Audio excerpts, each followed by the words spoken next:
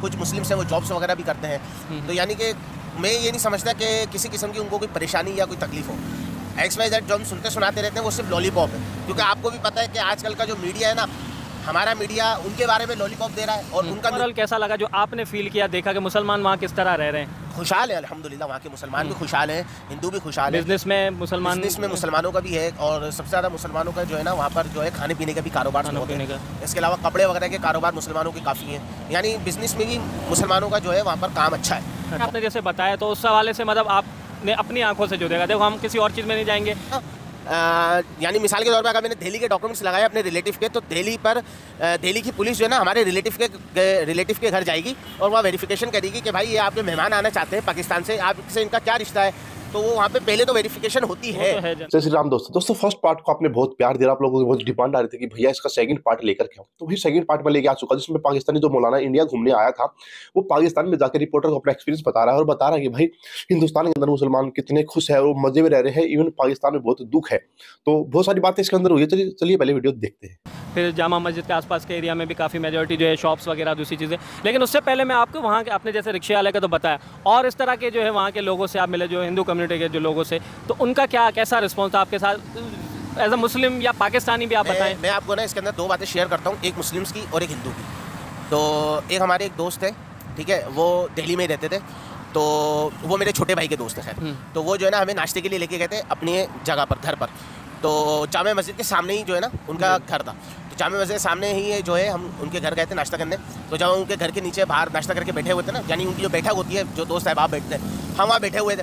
तो आपने एक नाम सुना होगा, बड़ा मशहूर नाम है, असलम बटर चिकन का। अच्छा। दिल्ली के अंदर जो लोग रहते हैं और जो दिल्ली से बाहर हिंद के यानी कि इंडिया के जो भी अफराद हैं वो बहुत अच्छी तरह जानते हैं उनको। तो असलम बटर चिकन वालों को पता चला, वो उधर से गुजर रहे थे, तो उन्होंने बताया कि भाई मेहमान आए कराची से ना, पाकिस्तान से।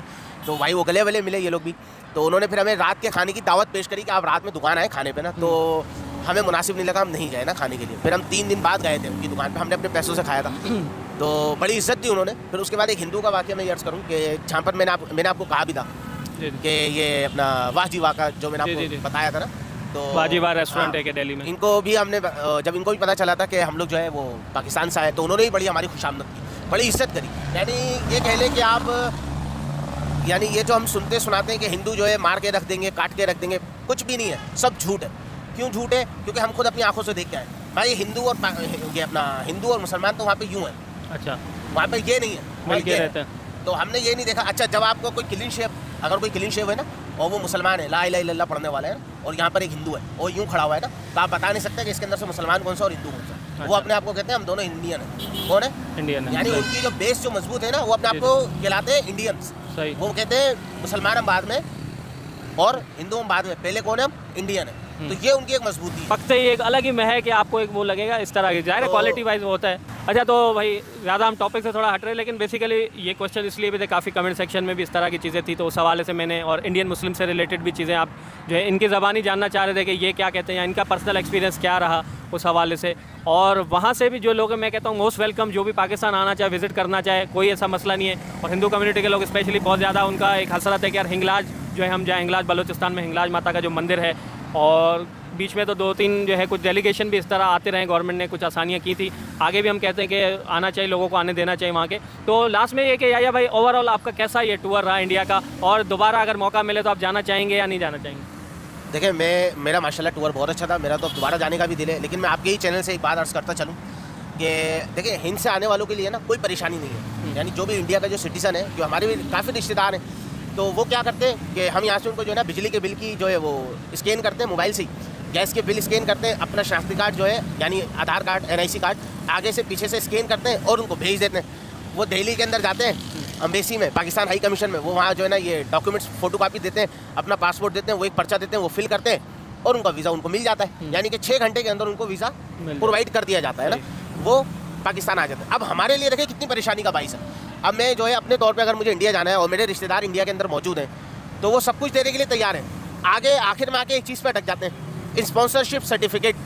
अब इंडिया वालों ने पाकिस्तानी सिटीजन्स के लिए ये कानून बना दिया कि इंडिया से एक स्पॉन्सरशिप सर्टिफिकेट अटेस्ट करवाना होता है, जो कि वहाँ का जो है 20 ग्रेड का ऑफिसर या 20 ग्रेड से ज़्यादा का ऑफिसर वो अटेस्ट करके देगा। चलो अटेस्ट तो अटेस्ट भी करवा लेते हैं। अब उनसे जो है ना उसकी तस्वीर भी चाहिए जिसने वो अटेस्ट किया है, उसकी जो ID प्रूफ चाहिए, ठीक है। अच्छा, फिर उसका वर्किंग ID भी चाहिए। अब मुझे आप ये बताएं, जब इतने मामला आपने मीडिया में दिखा दिखा के इतने खराब कर दिए, कौन देगा भाई अपना वर्किंग आईडी, कौन देगा अपनी तस्वीर, कौन करके देगा स्पॉन्सरशिप सर्टिफिकेट अटेस्ट? तो हमें जाने में ना बड़े पापड़ बेलने पड़ते हैं। उसमें एक चीज़ है जो कि हम सुनते हैं, क्योंकि हमारे को ये कमेंट सेक्शन में भी हमारे या जो हमारे वहाँ से सब्सक्राइबर हैं उनसे अगर कभी बात होती है तो वो कहते हैं कि यार यहाँ कुछ ऐसे सीन हुए हैं, कुछ इंसिडेंट हुए हैं, जैसे होटल ताज वाला भी हुआ या और भी चीज़ें, ठीक है। अब उसमें हम डिटेल में ज़्यादा मैं नहीं जा रहा हूँ, लेकिन कहने का उनका जो है इसीलिए कहते हैं कि हमारी गवर्नमेंट ने इसीलिए ज़्यादा रिस्ट्रिक्शन बढ़ा दिए हैं क्योंकि हम अपने असल में भाई मसला ये है ना, आपको मैं एक मिसाल सुनाता हूँ कि एक गंदी मछली पूरे तालाब को गंदा करती है, तो एक गंदे बंदे से ना पूरे पाकिस्तानी गंदे हो रहे हैं। तो इसी तरह देखें, हर अच्छे बुरे लोग सब जगह मौजूद हैं। मैं ये नहीं कहता कि इंडिया भी बहुत वो है पवित्र मुल्क है, वहाँ भी गंदे लोग होंगे, लेकिन क्या ज़ाहिरी तौर पे नहीं नजर आए। अब यहाँ के अगर ऐसा कोई वाकया है या ऐसा कोई मसला है तो आप गवर्नमेंट से इस बारे में बैठ के डिस्कस करें ना। अब इसमें जो है हम जैसे लोग जो है ना, जो अपने रिश्तेदारों से, दोस्त अहबाब से मिलने जाना चाहते हैं, वो बेचारे फंसे हुए हैं। अब ऐसी मिसाल जो है ना, बहुत यहाँ पे ऐसे लोग हैं जो इतनी ऐसी खवातीन है जो अपने माँ बाप से दूर रहकर यहाँ पर शादियों के आई, अब वो जाना चाहती हैं बेचारी, उनके लिए कोई हो नहीं पाती सेटिंग। क्यों? वो आगे उनका जो सारा दारो मदार है ना स्पॉन्सरशिप पे आगे फंस जा रहा है। चले अब स्पॉन्सरशिप भी चले किसी तरह टेस्ट हो जाता है, वो वहाँ के बंदे करवा लेते हैं, वो वर्किंग आईडी वगैरह भी दे देते हैं, वो भी यहाँ आ जाता है। उसके बाद जो है ना फिर यहाँ से हम TCS के जरिए एम्बेसी भेजें पासपोर्ट, 3-3 महीने 4-4 महीने वो पासपोर्ट रखते हैं, उसके बाद खाली पासपोर्ट भेज देते हैं वो। ऐसा क्यों? जबकि सारे डॉक्यूमेंट्स पूरे लगा के भेजें। तो भाई हमारी तो ये गुजारिश है, उनका जो मिनिस्ट्री ऑफ रिलीजियस अफेयर है वो थोड़े से इसके ऊपर जो है ना अपनी नज़र सानी फरमाए कि थोड़ी सी आसानियाँ पैदा करें, क्योंकि हर कोई जो है ना अपने रिश्तेदारों से मिलना चाहता है। अच्छा, लास्ट इंटरव्यू में याया भाई मेरे ख्याल में एक बात शायद हुई थी कि जहाँ रिश्तेदार या जिसके पास बंदा जाता है, आपने शायद मेरे ख्याल में बात कही थी, थोड़ा कंफर्म कीजिएगा अगर मैं गलत नहीं, कि जिनके पास होके आता बाद में उनको शायद प्रॉब्लम थोड़ी होती है। आपने ऐसी कोई बात मेरे ख्याल में कही थी कि जी मैंने बिल्कुल ऐसी बात कही थी, और ऐसी बात है, ठीक है। ये एक नहीं, हमारे पास जो है ना हमारे 20 बंदे हमसे मिलने आए थे इंडिया में। कितने बंदे? 20-20 बंदे हमसे जो मिलने आए थे। वो जब अपने शहर पहुँचे ना वापस, तो उनके साथ ये मामला हुआ था। जब हम कराची आ गए थे तो उन्होंने हमें बताया कि तुम लोग तो वहाँ पहुँच गए। तो उसके बाद हमारे पास पुलिस आई थी पूछने के लिए कि यार आप दिल्ली गए थे, जबकि वो आए जो है भोपाल से, इंदौर से, दिल्ली से, जो दिल्ली पहुँचे थे दूसरे शहरों से आए थे। उनके बाद गए यार आप अपने वहाँ पाकिस्तानी बंदों से मिले थे, कौन है आपके? तो ऐसा है। अच्छा, उसके बाद अच्छा, और एक और बात मैं आपको अर्ज करूँ ना, जब हम वीज़े के लिए जब हम अप्लाई करते हैं ना, तो बाकायदा हमारी जो है अपना पहले जो है ना यानी मिसाल के तौर पर अगर मैंने दिल्ली के डॉक्यूमेंट्स लगाए अपने रिलेटिव के, तो दिल्ली की पुलिस जो है ना हमारे रिलेटिव के घर जाएगी और वहाँ वेरिफिकेशन करेगी कि भाई ये आपके मेहमान आना चाहते हैं पाकिस्तान से, आपसे इनका क्या रिश्ता है। तो वो वहाँ पे पहले तो वेरिफिकेशन होती है वीज़े के लिए भी।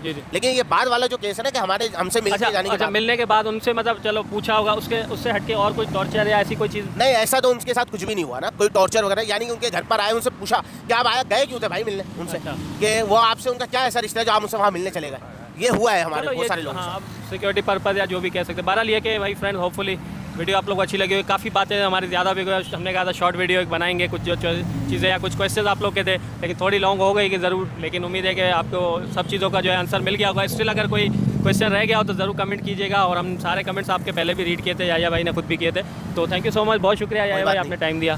तो बस उम्मीद करते हैं फ्रेंड्स वीडियो अच्छी लगी होगी, और चैनल को अगर सब्सक्राइब नहीं किया तो सब्सक्राइब कर लें। और ये सीरीज़ हमारी चल रही है कुछ टाइम से, और भी कुछ हम ऐसे लोगों से आपको मिलवाएंगे जो मुस्लिम भी होंगे, हिंदू कम्युनिटी से भी होंगे, और कुछ लोग यात्रा के लिए भी गए होंगे, कुछ लोग जो वैसे घूमने गए होंगे। तो इस तरह ये इस मंथ हम कोशिश करेंगे इस तरह के लोगों से आपको, एक तरह से ये भी पब्लिक एक रिएक्शन ही है, पब्लिक जो है वहाँ मतलब पाकिस्तानी पब्लिक वहाँ से होके आई है, तो उनका क्या है, कुछ लोगों को शायद इस तरह के वीडियोस पसंद ना। पाकिस्तानी भाई साहब, एक पाकिस्तानी मौलाना भाई इंडिया घूमने आए थे।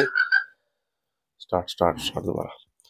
दोस्तों, एक पाकिस्तानी मौलाना भारत घूमने आए थे और उसका फर्स्ट पार्ट मैंने बना के आप लोगों को दिखाया, आपने बहुत प्यार दिया था उसको। तो भाई उसका कुछ सेकंड पार्ट था, उसमें कुछ टॉपिक छूट गया, तो लेकर के मैं आया था इस वीडियो के अंदर। तो इसमें जो मौलाना साहब बता रहे हैं कि भाई हम तो पाकिस्तानी आराम से इंडिया का वीजा मिल जाता है, हमें इतनी मशक्कत नहीं करनी पड़ती, लेकिन जो इंडिया के अंदर मुस्लिम से हमारी जो फैमिली जो इंडिया में रह गई थी, अगर उनका मन है पाकिस्तान आने का तो उन्हें बहुत ज़्यादा पापड़ बेलने पड़ते हैं भाई।